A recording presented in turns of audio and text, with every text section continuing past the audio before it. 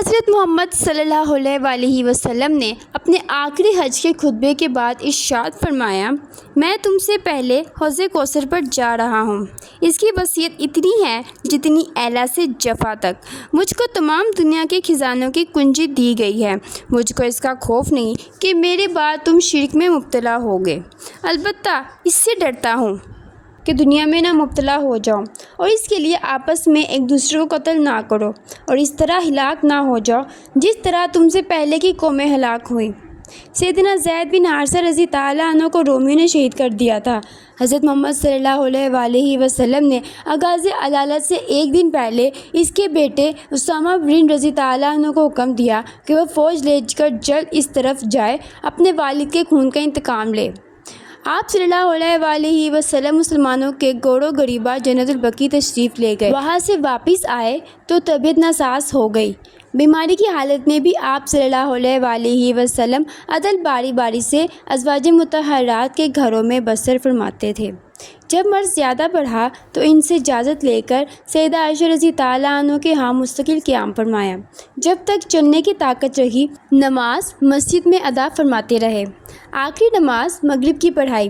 بعض روایات میں ہے کہ ظہر اور عشاء کی نماز کے لیے کئی مرتبہ مسجد کا رخ کیا، مگر مرض کی شدت اتنی تھی کہ واپس چلے گئے۔ اس لیے سیدنا ابوبکر صدیق رضی اللہ عنہ کو نماز پڑھانے کا حکم دیا۔ سیدہ عائشہ رضی اللہ عنہ نے معذرت کی کہ وہ رقیق القلب ہے، آپ صلی اللہ علیہ وسلم کی جگہ ان سے نہ کھڑا ہوا جائے گا، لیکن آپ صلی اللہ علیہ وسلم نے دوبارہ حکم دیا۔ اس کے بعد کئی دن تک سیدنا ابوبکر صدیق رضی اللہ عنہ نماز پڑھاتے رہے۔ وفات سے 4 دن پہلے جمعرات کو نبی اکرم صلی اللہ علیہ وسلم نے فرمایا، دوات اور کاغذ لاؤ، میں تمہارے لیے ایک تحریر لکھ دوں، تامین اشاعت کی جائے۔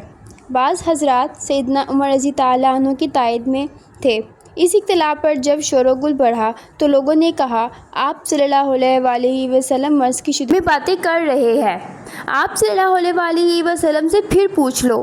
دوبارہ جب لوگوں نے استفسار کیا تو آپ صلی اللہ علیہ وسلم نے فرمایا، مجھے میری حالت پر چھوڑ دو، میں جس مقام میں ہوں وہ اس سے بہتر ہے جس کی طرف تم مجھے بلاتے ہو۔ رسول اللہ صلی اللہ علیہ وسلم سیدنا علی رضی اللہ عنہ کی خلافت کا فرمان لکھوانا چاہتے تھے، جسے سیدنا عمر رضی اللہ عنہ نے روک دیا۔ نبی اکرم صلی اللہ علیہ وسلم کو واقعی مرض کی شدت تھی، دین مکمل ہو چکا تھا، شریعت کا کوئی حکم تعلیم کے لیے باقی نہ رہ گیا تھا، خود قرآن کی آیت سے تکمیل دین کی مہر کر دی تھی۔ اس کے بعد رسول اللہ صلی اللہ علیہ وسلم نے چند وصیتیں فرمائیں۔ کوئی مشرق عرب میں نہ رہنے پائے، سفرہ کا اسی طرح احترام کیا جائے جس طرح آپ صلی اللہ علیہ وسلم کے زمانہ میں کیا جاتا ہے۔ اس دن نماز ظہر کے وقت طبیعت کو کچھ سکون ہوا تو غسل فرما کر سیدنا علی رضی اللہ عنہ اور سیدنا عباس رضی اللہ عنہ کے سارے مسجد تشریف لے گئے۔ جماعت کھڑی ہو چکی تھی، سیدنا ابوبکر رضی اللہ عنہ نماز پڑھا رہے تھے۔ علیہ وسلم کی آہٹ پا کر پیچھے ہٹے۔ آپ صلی اللہ علیہ وسلم نے اشارہ سے روکا اور ان کے پہلو میں بیٹھ کر نماز پڑھائی۔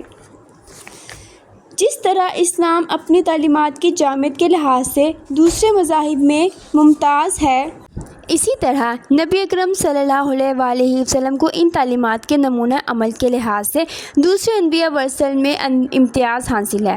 رسول اللہ صلی اللہ علیہ وسلم کے علاوہ کسی نبی کی زندگی کے چند خاص واقعات کے علاوہ کسی کے سوانح حیات اور اخلاق و سیرت کے حالات محفوظ نہیں، اسی لیے ان کی زندگی کو عملی نمونہ کی حیثیت سے نہیں پیش کیا جا سکتا۔ اس کے مقابلے میں نبی اکرم صلی اللہ علیہ وسلم کی زندگی کا ایک خد و خال محفوظ ہے۔ آپ صلی اللہ علیہ وسلم نے دنیا کو جن مکارم اخلاق کی تعلیم دی، ان کو عملاً برت کر دکھایا۔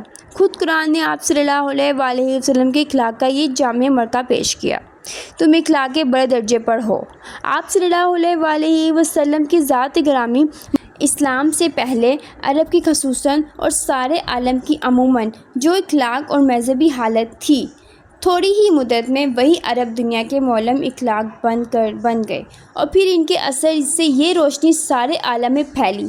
آج دنیا میں جہاں کہیں بھی توحید کی کرن نظر آتی ہے وہ اسلام ہی کے آفتاب کا پر پیکر ہے۔